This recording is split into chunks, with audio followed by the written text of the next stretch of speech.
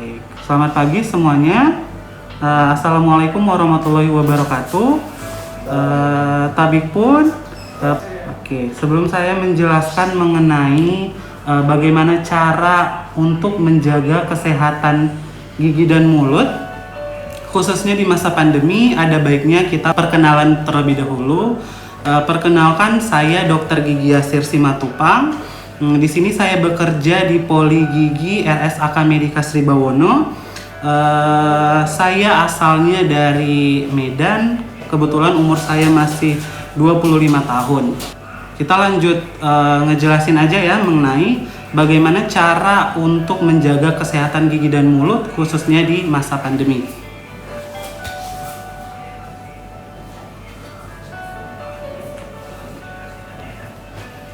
Oke. Sebelum kita membahas lebih dalam mengenai bagaimana cara menjaga kesehatan gigi dan mulut, khususnya di masa pandemi, pertama-tama kita harus mengetahui terlebih dahulu komponen-komponen atau bagian-bagian yang ada pada gigi kita sendiri. Jadi, gigi itu merupakan bagian terkeras yang ada di tubuh manusia, di mana bagian terkeras ini itu disebut sebagai enamel atau email. Dapat kita lihat pada gambar yang telah ada di layar, di mana enamel ini merupakan struktur terluar dari gigi seseorang. Kemudian di bawah dari struktur enamel atau email tersebut itu ada yang berwarna sedikit kuning, disebut sebagai dentin. Jadi inilah penyebab kenapa gigi manusia itu terlihat seperti putih gading kekuningan, karena adanya struktur di bawah enamel ini yang berwarna kekuningan. Kemudian di lapisan ketiga itu disebut sebagai rongga saraf. Nah, di rongga saraf ini bukan hanya terdapat saraf, tetapi juga terdapat pembuluh darah.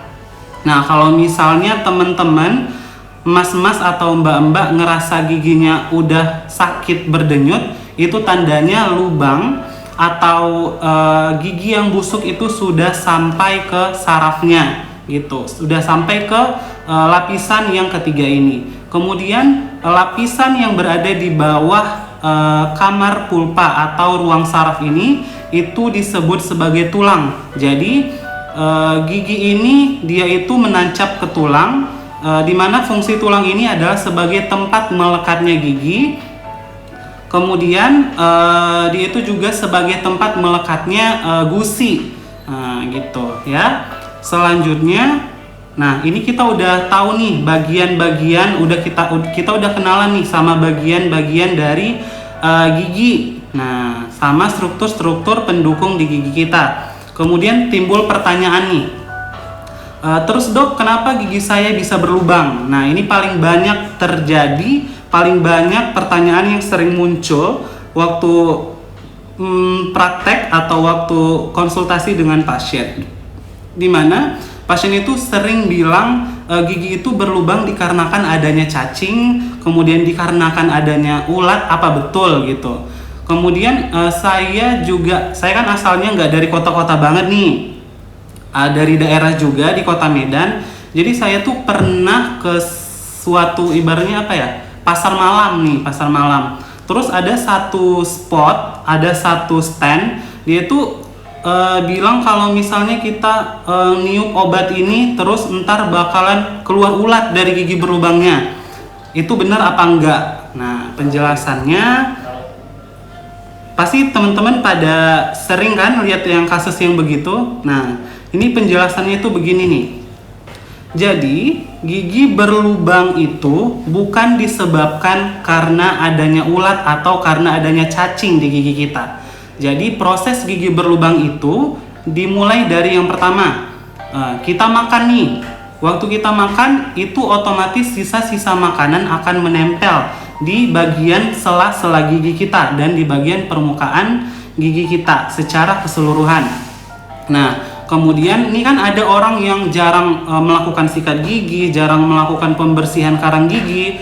Otomatis lama-kelamaan sisa makanan tersebut yang disebut dengan plak, dia itu kandungannya itu kan bisa berupa gula, karena kan orang Indonesia awamnya itu konsumsinya itu konsumsi yang mengandung gula, mengandung karbohidrat, di mana gula atau sukrosa serta karbohidrat ini merupakan makanan yang paling disukai oleh bakteri. Nah, kemudian bakteri memakan sisa makanan yang berbentuk gula tersebut. Ibaratnya bakteri ini akan menghasilkan produk buangan. Ibaratnya bakterinya tuh gitu, berak ibaratnya. Kemudian berak yang dihasilkan oleh bakteri itu dia berupa asam. Nah, asam ini yang lama-kelamaan akan menghancurkan struktur dari gigi, khususnya struktur terluar dari gigi yang tadi kita sebut sebagai email gitu. Awalnya struktur ini awalnya jaringan yang dimakan oleh bakteri ini dia itu berwarna keputihan. Jadi kalau misalnya teman-teman itu ada bercak putih di giginya, itu salah satu tanda awal kalau giginya itu bakal berlubang dalam waktu dekat. Nah, lama-kelamaan bercak keputihan tersebut akan keropos. Nah, keropos terus-menerus timbullah bercak berwarna hitam. Nah, di sini pasien udah mulai mengeluh nih. Kalau misalnya dia makan yang terlalu dingin atau yang terlalu panas, itu pasien sudah pasti mengeluhkan adanya sensasi nyeri ataupun sensasi linu atau ngilu. Oke. Kita lanjut. Nah, terus kalau misalnya giginya udah berlubang, banyak orang yang nanya, "Dok, kalau sudah berlubang apa boleh langsung ditambal?" Nah, jadi ada syarat dan ketentuannya nih teman-teman. Nah, kalau misalnya gigi kita bisa langsung ditambal, itu tandanya apa? Gitu. Kan banyak yang nanya tuh. Jadi tandanya yang pertama, tidak terasa sakit atau belum pernah terasa sakit berdenyut satu kali pun gitu. Jadi kalau misalnya giginya berlubang nih, belum kerasa sakit, belum kerasa berdenyut gitu, itu bisa langsung kita lakukan penambalan. Kemudian yang kedua, bisa saja terasa sedikit ngilu kalau misalnya teman-teman sekalian itu meminum atau memakan makanan yang terlalu panas atau terlalu dingin. Nah, karena kan strukturnya udah terkikis nih, otomatis semakin dekat dengan syaraf giginya. Jadi bisa terjadi rasa yang ngilu atau linu kalau misalnya makan atau minum yang terlalu dingin ataupun yang terlalu panas. Nah, terus kalau misalnya giginya udah nggak bisa ditambal, itu tandanya gimana dok? Nggak bisa langsung gitu. Jadi tandanya ada beberapa nih teman-teman. Yang pertama itu terasa sakit waktu dilakukan pemeriksaan oleh dokter. Jadi waktu pasien datang ke poli gigi itu dilakukan terlebih dahulu pemeriksaan. Kalau misalnya pasien ada mengeluhkan sensasi sakit, berdenyut atau terasa berbeda dengan gigi sebelahnya, itu otomatis tidak bisa langsung dilakukan penambalan. Kemudian yang kedua, pasien biasanya mengeluh dulu pernah sakit tetapi sekarang sudah tidak sakit lagi. Itu tandanya juga sudah mengenai syaraf giginya. Kemudian yang ketiga, rasa sakit yang dikeluhkan itu biasanya rasa sakit berdenyut dan biasanya paling sering meningkat intensitas rasa sakitnya itu pada waktu malam hari. Oke, kita lanjut. Nah, kalau misalnya udah nggak bisa langsung ditambal nih dok, perawatannya gimana dok? Nah, ini perlu dilakukan tindakan yang disebut sebagai perawatan saluran akar. Jadi, untuk perawatan saluran akar itu kenapa harus dilakukan? Karena kalau misalkan kita langsung melakukan penambalan, otomatis saraf yang ada di gigi tersebut kan sudah terkontaminasi oleh bakteri. Kalau misalnya kita langsung tutup, bakteri tersebut akan menghasilkan produk atau atau berak yang saya sebutkan tadi, yaitu berupa asam dan berupa gas. Jadi kalau misalnya langsung ditutup, gas sama asam yang diproduksi oleh bakteri tersebut kan nggak ada jalan keluar. otomatis dia akan mencari jalan ke arah ujung akar. Makanya pasien itu sering ngeluh giginya tuh bengkak, bisa bengkak sampai terlihat pada bagian luar gitu. Jadinya wajahnya tidak simetris. Penyebabnya seperti itu. Nah, makanya kita perlu melakukan perawatan saluran akar terlebih dahulu sebelum melakukan penambalan. Jadi kunjungi dokter giginya, nanti dijelasin oleh dokter giginya perawatan saluran akar itu ada beberapa tahap. Kemudian baru dilakukan penambalan jika sudah tidak ada keluhan setelah dilakukan perawatan saluran akar terhadap giginya. Oke, kita lanjut. Nah, terus muncul lagi nih pertanyaan. Terus dok, kalau gigi saya tinggal sisa akar begini gimana dok? Apa bisa dirawat saluran akar terus ditambal lagi? Nah, jadi untuk perawatan saluran akar dan tindakan terakhirnya penambalan atau pembuatan crown itu ada pertimbangannya. Salah satunya adalah struktur gigi yang mendukung itu memenuhi. Kalau misalnya kasusnya seperti gambar di layar, itu sudah tidak ada sama sekali struktur gigi yang mendukung. Kalau misalnya kita lakukan penambalan, otomatis tambalannya tidak akan bertahan lama dan tidak akan efektif. Kalau kasusnya begini, itu sudah harus dilakukan pencabutan terhadap gigi yang tinggal sisa akar tersebut. Nah, kemudian muncul lagi nih, kalau misalnya giginya mau dicabut, emang nggak bahaya dok kalau giginya dicabut? Nggak buat buta kan dok? Pasien sering banget tuh kalau misalnya saya jelasin, oh ini giginya sudah tidak bisa dipertahankan pak, ini giginya sudah harus dilakukan pencabutan. Terus pasiennya jawab nih, aduh dok, saya takut dok, ntar saya tiba-tiba buta dong. Nah, penjelasannya itu ada di slide berikutnya. Jawabannya adalah hoax. Jadi kalau misalnya kita melakukan pencabutan gigi, baik itu pada gigi bagian atas maupun pada gigi bagian bawah, itu tidak ada hubungannya atau tidak ada sangkut pautnya ke persarafan yang lain. Ibaratnya syaraf gigi dan saraf mata itu terletak di cabang syaraf yang berbeda, sehingga hampir tidak mungkin terdapat hubungan antara pencabutan gigi dengan kebutaan pada mata. Nah, untuk analoginya kita ibaratkan dengan 3 jari nih. Kita angkat 3 jari kita letakkan mendekati mata, mendekati rahang atas dan mendekati rahang bawah. Ibaratnya seperti ini. Nah, ini syaraf untuk mata, ini syaraf untuk rahang atas, ini syaraf untuk rahang bawah gitu. Kalau misalnya kita cubit nih jari tengah kita nih, kita cubit, emang kerasa ke bagian mata? Kan enggak. Ibaratnya begitu. Jadi saraf mata, saraf rahang atas dan saraf bawah itu memiliki percabangan yang berbeda. Jadi tidak ada pengaruh sama sekali. Oke, untuk pertanyaan di kolom komentar ntar kita jawab di akhir ya. Nah. Oke, kita lanjut ke slide berikutnya. Nah, terus muncul lagi nih pertanyaan yang paling sering pasien tuh keluhin. Oh iya dok, kalau karang gigi ceritanya gimana dok? Nah, di gambar kita bisa lihat ada noda rokok, ada noda kopi, kemudian ada karang gigi yang menumpuk di rahang bawah pasien tersebut. Kemudian kita lanjut ke slide berikutnya. Oke, nah sebelum kita membahas lebih lanjut mengenai karang gigi, kita harus kenalan dulu nih sama karang gigi itu sendiri. Jadi karang gigi itu adalah sisa-sisa makanan yang menempel di sela gigi atau di permukaan gigi yang tidak kita bersihkan dalam waktu lama.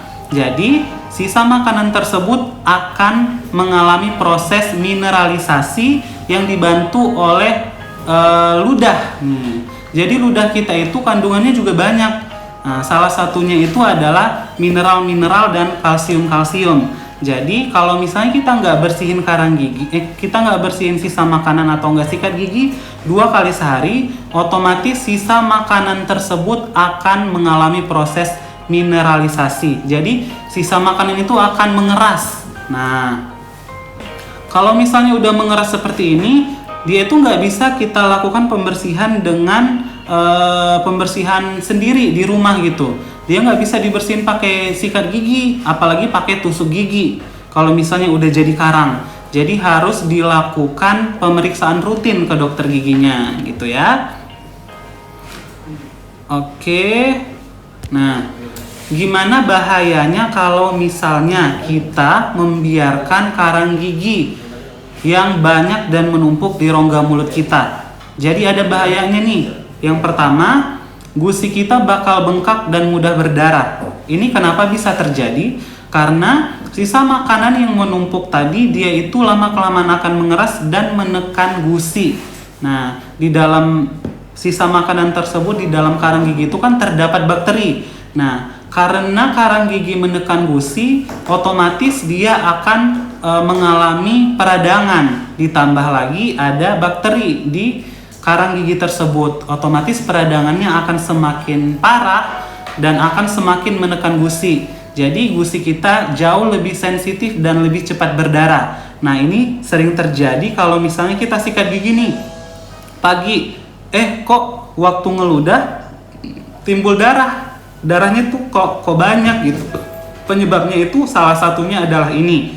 Kemudian yang kedua, kalau misalnya kita membiarkan karang gigi di rongga mulut kita, gigi kita jadi goyang dan bahkan bisa lepas sendiri. Ini biasanya terjadi pada usia di atas 40 atau bahkan 50, tapi ini juga tidak menutup kemungkinan bisa terjadi pada usia-usia produktif seperti usia 20-an, usia 30-an, ini juga bisa terjadi. Kenapa giginya bisa lepas sendiri? Itu dikarenakan setelah karang gigi tersebut menekan gusinya nih kan jadi turun nih. Nah, sekarang dia bakal menekan tulang yang mendukung gigi. Nah, tulang itu lama-kelamaan akan hilang, akan habis, sehingga giginya satu jadi lebih sensitif karena akar giginya sudah terekspos atau sudah terlibat di dalamnya. Kemudian lama-kelamaan tulangnya akan semakin menurun karena tekanannya semakin besar oleh karang gigi. Kemudian giginya bisa jadi goyang dan bahkan bisa lepas sendiri. Nah, kemudian bahaya yang ketiga itu adalah hal yang paling sering dikeluhkan oleh pasien itu sendiri, bahkan bukan oleh pasien itu sendiri, orang yang berada di sekitarnya juga, yaitu bau mulut. Jadi kalau misalkan kita tidak membersihkan karang gigi, aroma mulut kita itu akan menjadi tidak sedap. Itu dikarenakan peradangan yang terjadi dan disebabkan oleh bakteri-bakteri yang ada di rongga mulut kita. Jadi harus rutin dilakukan pembersihan karang gigi ya teman-teman. Lanjut kita bahas mengenai bau mulut. Nah, sebenarnya penyebab bau mulut itu bukan cuman karang gigi aja. Jadi ada banyak penyebabnya. Penyebab utamanya itu sudah pasti di rongga mulut kita. Yang pertama karena adanya karies atau gigi berlubang. Nah, kalau misalnya giginya berlubang, otomatis bakterinya di situ pasti banyak. Kemudian aromanya juga pasti bakalan tidak sedap. Kemudian yang kedua itu adanya sisa akar gigi yang dibiarkan dan tidak dilakukan pencabutan. Kemudian yang ketiga karena adanya karang gigi seperti yang saya jelaskan sebelumnya. Lalu karena adanya karang gigi, otomatis gusinya bakal meradang. Dan hal yang paling mungkin terjadi karena pengetahuan kesehatan gigi mulut masyarakat masih kurang itu adalah karena penggunaan gigi palsu atau gigi tiruan yang tidak benar. Nah, ini banyak banget nih kejadian. Ada beberapa pasien yang datang mengeluhkan gigi palsunya itu tidak bisa dilepas. Nah, saya tanya nih ke pasiennya, "Bapak sebelumnya buat gigi di mana? Di dokter gigi atau di tempat lain seperti tukang gigi atau ahli gigi gitu?"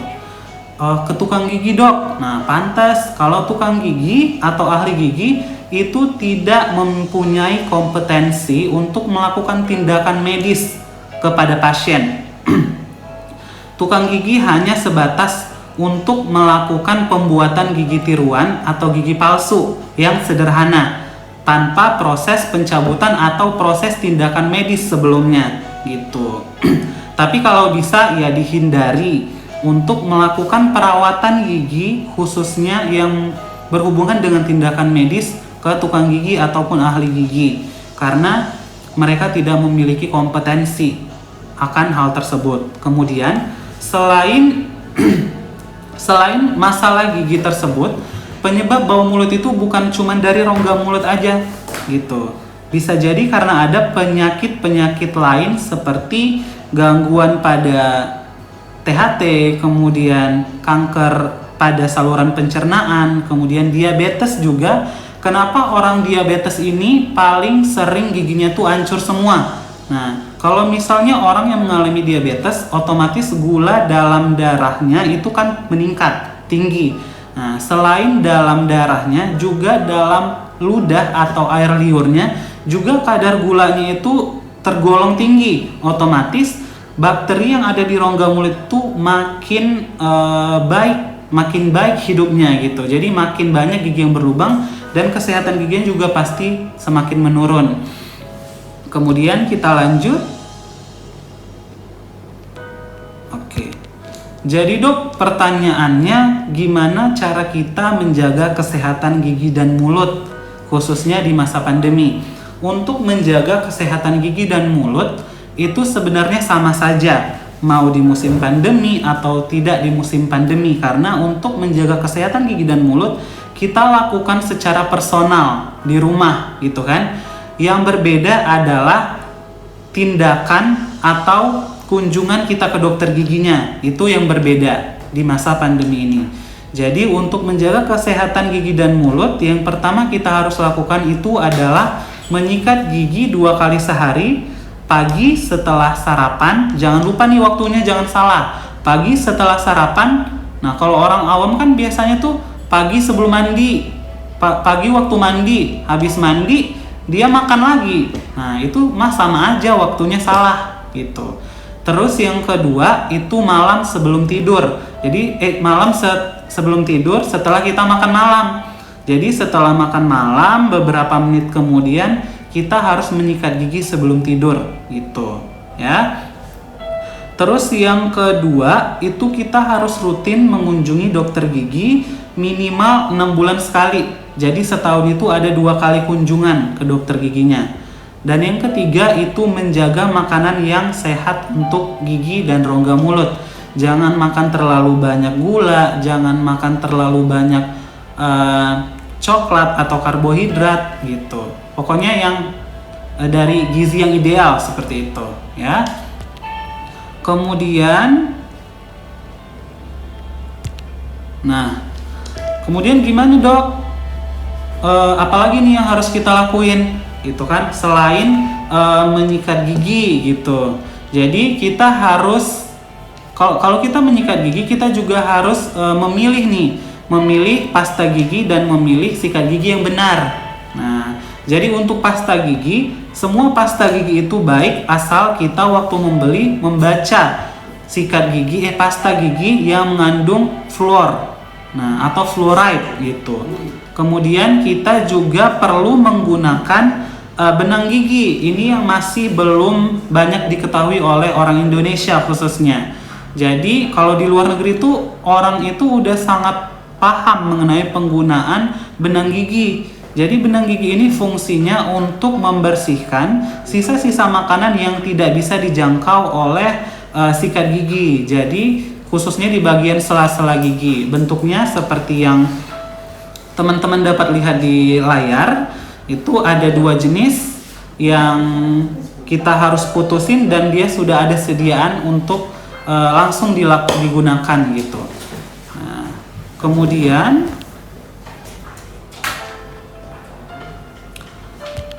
ini kalau misalnya kita mau sikat gigi, tadi yang saya jelasin kan pemilihan pasta gigi. Untuk pemilihan pasta gigi, semua pasta gigi itu baik yang penting dia mengandung zat yang bernama fluor atau fluoride, itu sudah pasti baik gitu, dan tidak mengandung deterjen. Nah, karena bahaya untuk kesehatan tubuh kita. Kemudian bagaimana dok cara untuk memilih sikat gigi yang benar dan baik untuk kita? Yang pertama dari segi bulu sikatnya. Jadi kalau misalnya kita mau beli sikat gigi, jangan pikirin harga yang murah gitu.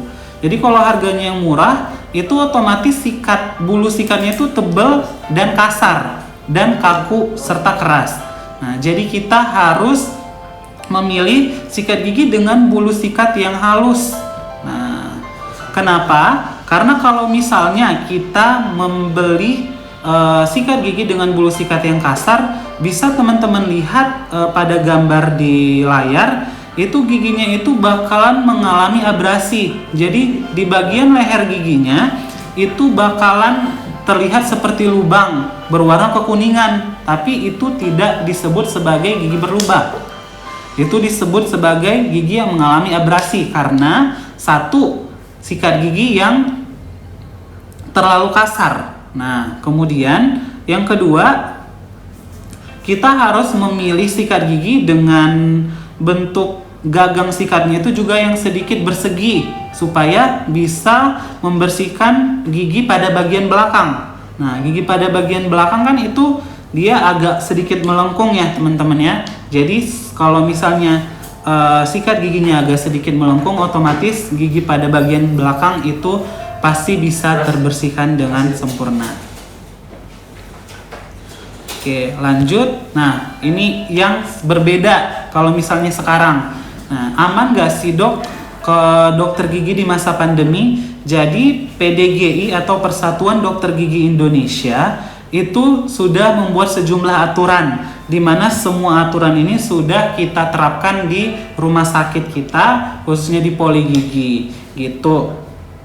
Kemudian yang paling penting di sini adalah menggunakan alat pelindung diri yang lengkap untuk bagian poli gigi itu level 3, lengkap semuanya kita gunakan, begitu juga dengan asisten gitu.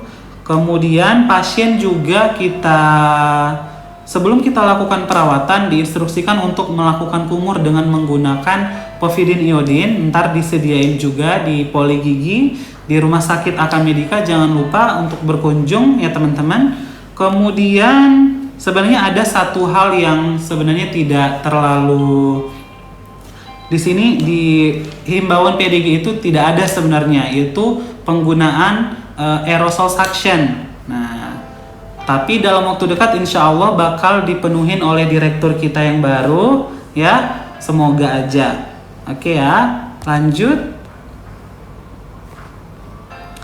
Nah, ini ada jurnal, saya baru juga baca jurnalnya itu keluaran bulan 5 yang lalu. Di jurnal itu dikatakan bahwa studi membuktikan bahwa prosedur atau tindakan kedokteran gigi selama pandemi itu tidak lebih beresiko daripada meminum segelas air. Jadi teman-teman jangan takut selagi protokol kesehatan yang diterapkan oleh pemerintah itu kita jalankan seperti itu. Kemudian oke, ini udah tahap terakhir. Ini contoh kasus dari pembersihan noda gigi yang kita lakukan di poli gigi. Ini pada sebelah kiri itu pada rahang atas dan sebelah kanan itu pada rahang bawah. Ini noda gigi akibat konsumsi makanan-makanan yang berwarna atau minuman-minuman yang berwarna seperti rokok, kemudian kopi, teh, dan lain-lain. Jadi kita bisa bersihkan. Itu yang bagian atas itu merupakan kondisi gigi di mana dia itu terdapat noda atau stent. Sedangkan di bagian bawahnya itu sudah kita lakukan pembersihan karang gigi. Gimana? Oke kan? Lanjut.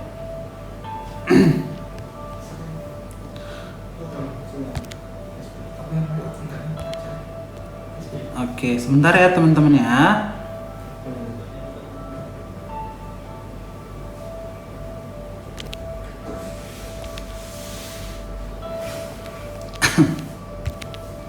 Oke, Kemudian ini ada contoh kasus juga untuk penambalan gigi pada bagian depan yang kita lakukan di poli gigi. Itu kondisi gigi yang paling awal itu adalah kondisi awal. Yang paling atas itu kondisi awal pasien datang.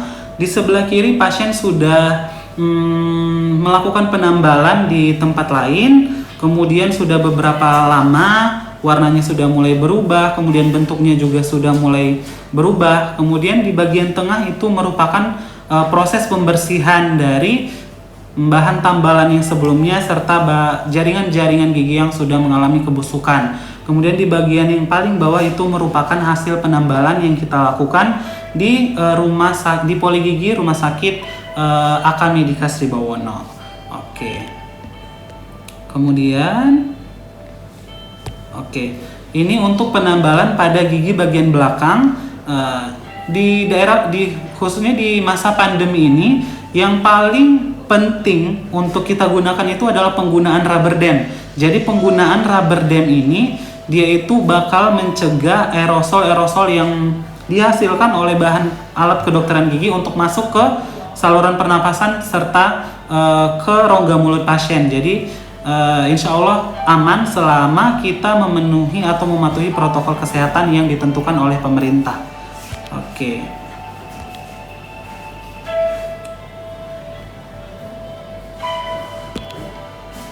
Oke, mungkin penjelasannya sampai di situ saja. Ada teman-teman mungkin yang ingin bertanya ini Mas?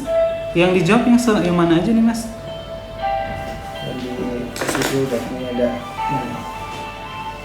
Ada gimana? Titik Setiarini. Iya. Ada 2 pertanyaan Dok. Yang pertama, tambalan depan kira-kira bertahan berapa lama? Terus yang selanjutnya, satu lagi pertanyaan saya, sering sakit gigi. Saya sering sakit gigi, saya sering kumur dengan air garam. Apakah membuat gigi keropos? Oke. Jadi ada pertanyaan nih dari Mbak Titik Setiarini. Jadi Mbak Titik Setiarini ini tanya, yang pertama, saya kan mau tambal gigi depan Dok. Nah, biasanya gigi depan itu bertahan berapa lama gitu. Kalau misalnya ditanya seperti itu tergantung dari beberapa faktor atau beberapa hal. Khususnya yang pertama dari pemakaian pasien itu sendiri. Nah, kalau misalnya pasien menggunakan gigi yang sudah ditambal itu maksudnya untuk mengunyah makanan yang keras, otomatis masa ketahanan gigi tersebut akan berkurang gitu.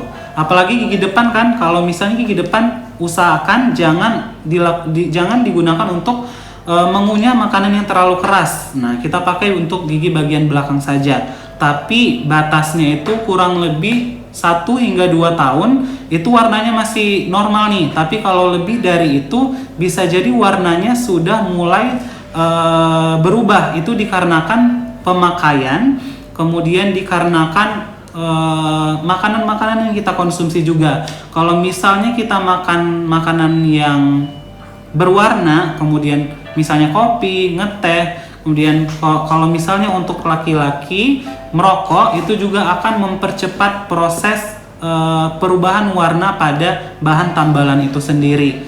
Kemudian untuk pertanyaan kedua tadi gimana Mas? Beliau sering sakit gigi. Sering sakit gigi, kemudian berkumur sama air garam, apakah membuat gigi keropos? Nah, jawabannya adalah tidak, karena air garam ini dia itu berfungsi sebagai antibakteri juga sebenarnya. Jadi dengan kata lain itu sebenarnya bagus, tapi tidak boleh dilakukan terlalu sering gitu ya. Kemudian yang membuat gigi keropos itu sebenarnya bukan air garam. Jadi pasien tuh seringnya kalau misalnya giginya sakit, dia beli obat warung nih, misalnya Saridon atau Paramex apa segala macem gitu kan. Terus dihancurin nih, dimasukin ke giginya. Nah, kalau misalnya obatnya dimasukkan ke gigi, itu obatnya itu akan bereaksi dengan struktur giginya. Jadi struktur giginya itu semakin rapuh dan semakin gampang untuk keropos gitu. Nah, kemudian ada pertanyaan lagi? Nih, ada yang pertanyaan menarik nih Dok, dari Tara Fashion Store. Dok, kalau gigi bungsu miring dan melukai gusi, apakah harus dicabut? Oke.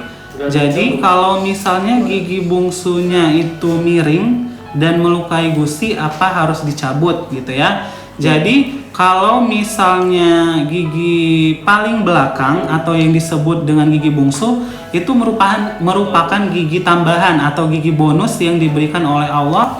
Jadi dia itu paling lama tumbuh dan paling sering mengalami kelainan.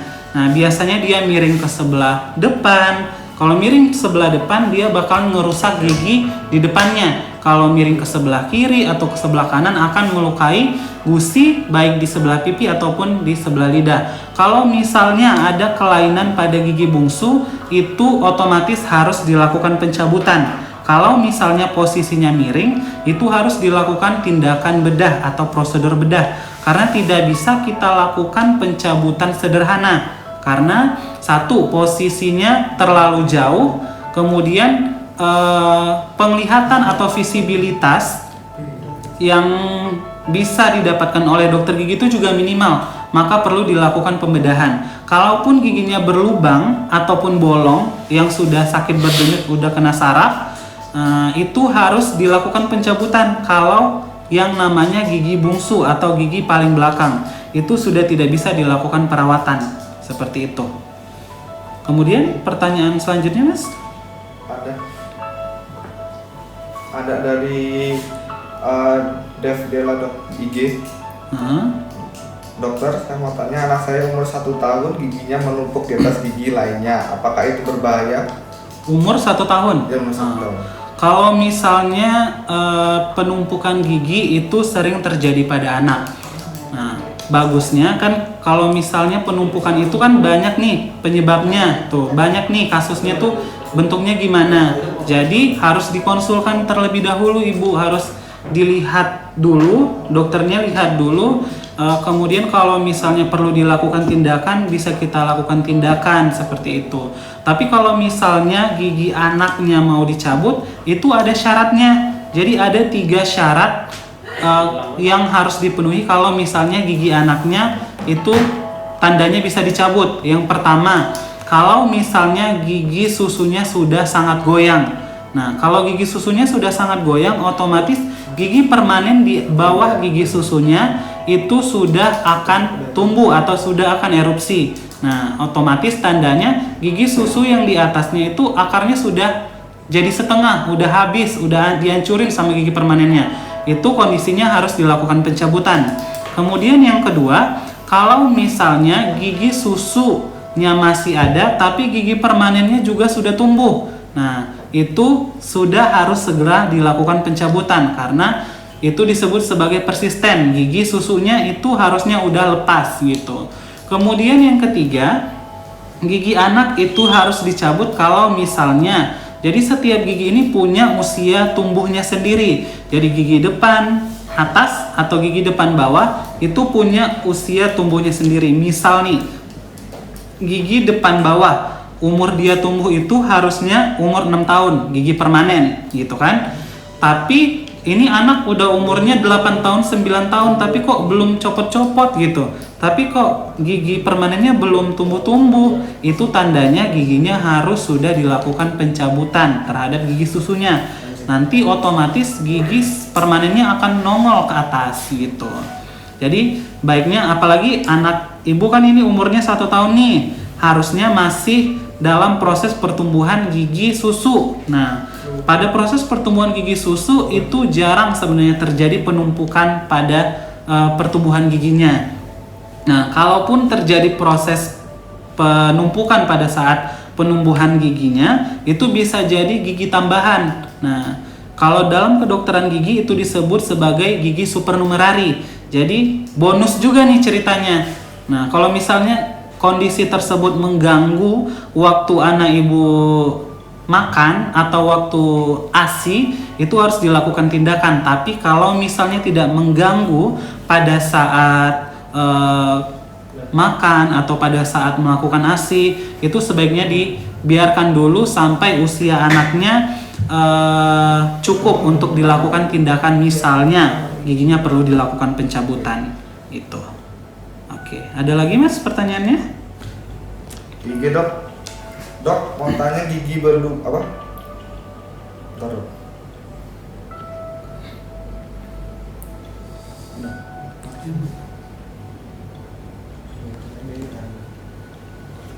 Kalau cara mengatasi gigi ngilu dan gusi bengkak gimana ya dok ya? Oke.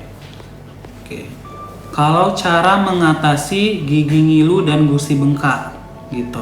Jadi penyebab gigi kita ngilu itu ada banyak sebenarnya. Yang pertama, kalau misalnya ada gigi yang berlubang.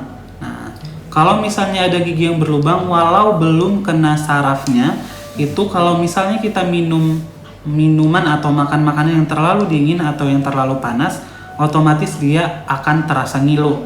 Kemudian yang kedua, itu disebabkan karena gusinya sudah mulai turun. Nah, kenapa gusinya sudah mulai turun? Penyebabnya seperti yang saya jelaskan tadi, bisa karena penggunaan sikat gigi yang salah dan cara sikat gigi yang salah. Oh ya, saya belum jelasin mengenai cara sikat gigi yang benar.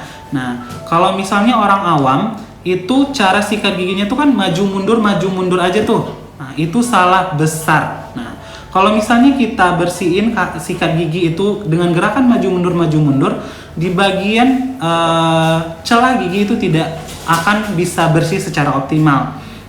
Jadi kita harus melakukan gerakan bulu sikatnya agak dimiringin sedikit ke bawah. Ini misalnya atas nih, agak dimiringin sedikit ke bawah. Kemudian dilakukan gerakan mengungkit ke arah yang berlawanan dengan sedikit gerakan memutar gitu.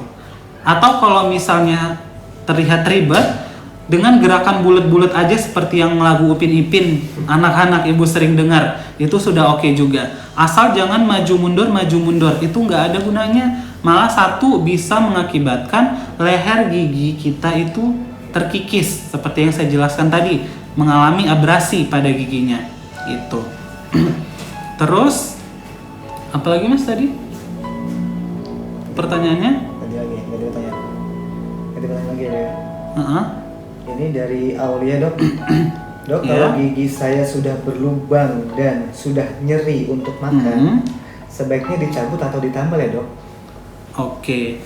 Nah tadi kan udah saya jelasin nih, kalau ada tanda kalau gigi kita itu bisa langsung ditambal atau perlu dilakukan perawatan saluran akar terlebih dahulu. Nah, yang pertama tandanya adalah nih kalau misalnya bisa langsung ditambal ya. Yang pertama tidak pernah mengeluhkan adanya rasa sakit. Oh yang tadi belum ya mas ya, gusi bengkaknya. Nah, tidak mengeluhkan adanya rasa sakit. Nah, kemudian waktu dilakukan pemeriksaan oleh dokter itu juga lubang yang timbul atau lubang yang terbentuk itu tidak sampai mengenai syaraf. Tandanya adalah tidak pernah terasa berdenyut pada malam hari khususnya nih. Nah, kalau misalnya tidak pernah terasa berdenyut dan pada waktu dilakukan pemeriksaan berarti bisa langsung dilakukan penambalan. Intinya harus kunjungi dokter gigi terdekat segera mungkin, khususnya di Poligigi ya, Poligigi RSAK Medika Sri Bawono. Kemudian apa lagi tadi mas? Di gusi bengkak. Pasca dicabut. Oh enggak, yang tadi. Nah kalau misalnya masnya udah ngeluhkan adanya rasa sakit, pernah berdenyut, itu tandanya udah kena sarafnya. Nah kalau misalnya udah kena sarafnya, itu tidak bisa langsung kita lakukan penambalan. Harus dilakukan perawatan saluran akar terlebih dahulu.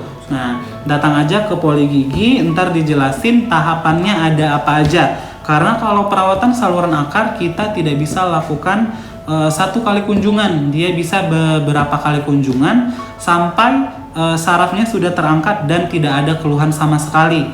Nah, kalau misalnya sudah tidak ada keluhan sama sekali, baru kita bisa lakukan penambalan permanen kepada giginya. Nah, terus tadi ada pertanyaan ketinggalan mengenai gusi bengkak. Nah, gusi bengkak ini juga kita harus periksa dulu. Kita harus lihat dulu penyebabnya apa.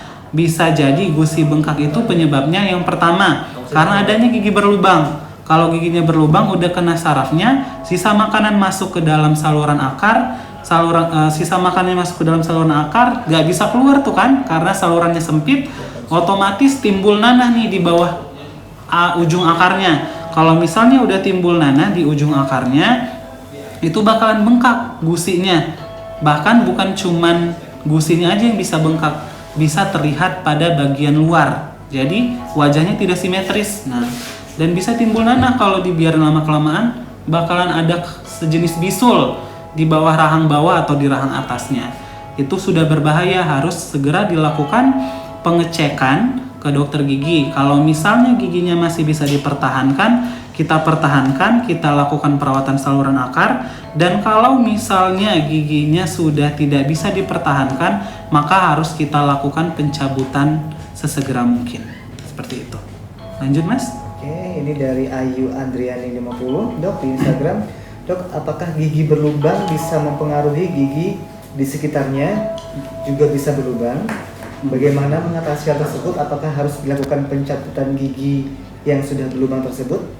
Oke, pertanyaannya kita jawab. Kalau misalnya ibaratnya simpelnya begini ya. Kalau misalnya gigi saya berlubang nih dok, apa nular ke gigi yang lain gitu kan? Nah, Iya.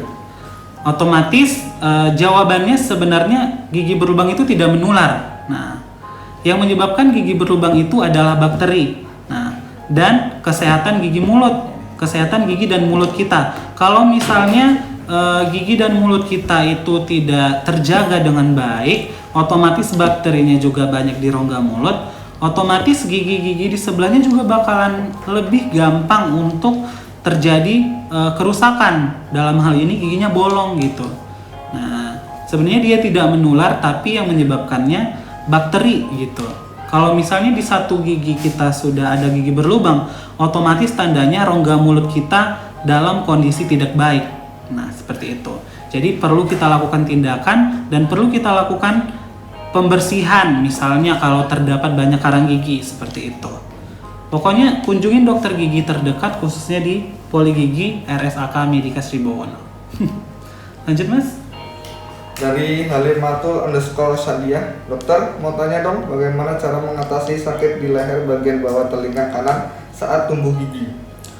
Oke, jadi kalau misalnya tumbuh gigi ini tumbuh gigi paling belakang nih maksudnya ya, tumbuh gigi bungsu. Nah, kayak saya jelasin tadi, gigi bungsu itu merupakan gigi tambahan yang dikasih oleh Allah.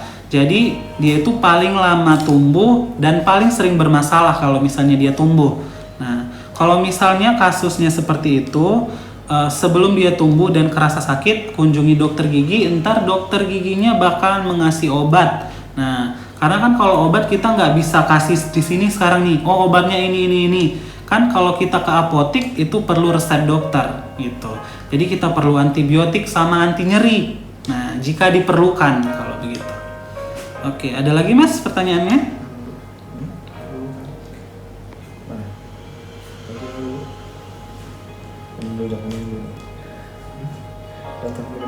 Iya, nggak apa-apa Mas, lanjut. Mana? Oh ini. Nah, ini ya. Oh, ini ada nih. Pertanyaan dari Lulu Kidaroyani. Dok, gigi gingsul penyebab dari apa ya dok? Nah, ini pertanyaannya cukup bagus. Jadi kalau gigi gingsul itu juga penyebabnya ada banyak nih. Yang pertama itu adalah lengkung rahangnya itu terlalu sempit. Nah, ini kalau misalnya lengkung rahang atas dan lengkung rahang bawahnya terlalu sempit dengan ukuran gigi yang normal, itu otomatis giginya bakalan berdempet. Nah, bakalan berdempet. Itu penyebab dari lengkung rahang yang sempit itu apa sih dok? Gitu kan? Itu penyebabnya adalah karena waktu kecil, yang penyebabnya ada dua sebenarnya. Satu faktor genetik karena keturunan, kemudian yang kedua ada faktor eksternal. Faktor eksternal ini berupa waktu kecil dia itu makannya yang lembek-lembek terus gitu. Yang lembek-lembek terus, kemudian rahangnya, lengkung rahangnya itu tidak berkembang. Jadi lengkung rahangnya tidak berkembang, ukuran giginya besar, otomatis gigi yang bakalan tumbuh itu mencari tempat. Nah, bisa jadi giginya bakal gingsul. Kemudian yang kedua itu bisa jadi karena gigi susu yang harusnya udah dicabut itu tidak dicabut di waktunya. Jadi gigi permanennya mencari tempat karena gigi susunya masih ada gitu. Jadi giginya keluar dari lengkung rahangnya gitu. Kalau misalnya seperti itu harus sudah kita lakukan. Kalau misalnya mengganggu baik dari segi berbicara, baik dari segi konsumsi atau makan, dan dari segi penampilan mungkin terganggu, itu harus dilakukan perawatan ortodonti. Jadi posisi giginya dikembalikan ke posisi semula. Mungkin begitu. Ada lagi, Mas? Ini dok, ada dok dari Fresh Subagya. Dokter, maaf mau tanya, ketika saya makan keras dan mengunyah di gigi kanan rahang bawah kanan saya terasa nyeri, itu kenapa ya dok? Oke, nah kalau misalnya terasa nyeri itu balik lagi, bisa jadi ada gigi yang berlubang atau bisa jadi ada penurunan di gusinya, kemudian bisa jadi juga ada luka atau lubang yang tidak terlihat gitu. Jadi kalau misalnya pertanyaannya seperti ini, balik lagi kita harus melakukan pemeriksaan gitu. Jadi kalau misalnya kita cuman konsul begini nih, kan kita nggak lihat nih kondisi giginya. Ternyata giginya ada berlubang. Ternyata giginya ada masalah ini. Nah gitu. Jadi nggak bisa kita pastiin nih penyebabnya apa. Jadi harus kunjungi poli gigi dulu, baru kita bisa periksa gitu. Kondisi giginya, ternyata giginya berlubang nih Pak, jadi harus kita lakukan penambalan. Ternyata giginya udah nggak bisa dipertahanin nih Pak, jadi giginya harus kita cabut atau gimana gitu. Oke, ada lagi Mas pertanyaannya?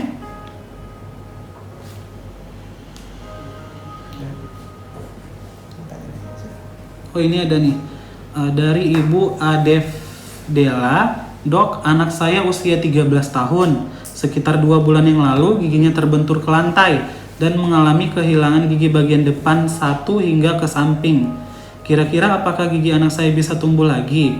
Nah, kalau misalnya anak ibu udah umur 13 tahun, itu otomatis gigi yang sudah patah itu bisa jadi sudah gigi permanen. Harusnya waktu terjadi tragedi tersebut, misalnya anak ibu jatuh gitu kan, terbentur ke lantai, harusnya langsung kunjungin ke dokter gigi, karena bisa jadi gigi tersebut masih dalam keadaan hidup atau vital. Terus dibawa nih ke dokter giginya, diperiksa sama dokter giginya, bisa jadi gigi itu dilakukan reposisi, dikembalikan ke posisi semulanya gitu. Nah kalau misalnya udah 2 bulan seperti ini, otomatis kan giginya udah mati tuh. Nah otomatis sudah nggak bisa kita lakukan reposisi gigi yang sudah lepas dari rahangnya gitu. Nah, kalau misalnya kasusnya seperti itu, kita bisa lakukan tindakan yang namanya pembuatan mahkota tiruan cekat. Nah, mahkota tiruan cekat. Jadi dibuat crown di giginya, dia itu harus melibatkan 1 atau 2 gigi permanen di sebelahnya. Ntar hasilnya oke, kayak gigi asli lagi gitu. Oke, ada lagi yang mau ditanyain Mas?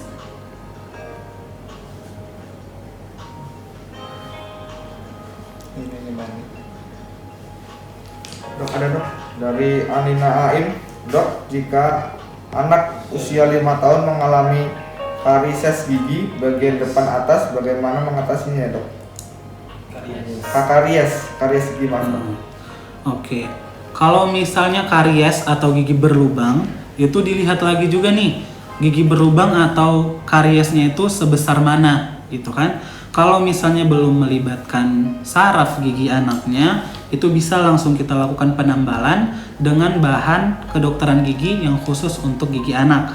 Tapi kalau misalnya sudah terkena sarafnya dan masih ada gigi yang memungkinkan atau mendukung untuk dilakukan penambalan, itu bisa kita lakukan perawatan yang namanya pulpektomi atau pulpotomi terhadap gigi anaknya. Itu tindakannya sama seperti perawatan saluran akar pada dewasa, tapi ini dengan bahan dan alat yang berbeda khusus untuk anak, untuk gigi anak. Kemudian kalau misalnya giginya masih gigi yang tersisa masih memungkinkan untuk dilakukan penambalan, kita bisa lakukan penambalan. Tapi kalau misalnya kondisi gigi anaknya nih gripis, sisa akar semua nih depan. Kalau orang sini bilangnya gripis, saya baru dengar sih sebenarnya istilah gripis itu. Jadi kalau misalnya kasusnya begitu, itu sudah tidak bisa kita lakukan penambalan. Jadi tindakan yang bisa dilakukan adalah menjaga kesehatan gigi anak ibu atau bapak sekalian semaksimal mungkin supaya tidak ada keluhan sebelum giginya bisa dilakukan pencabutan gitu. Oke, ada lagi Mas? Ini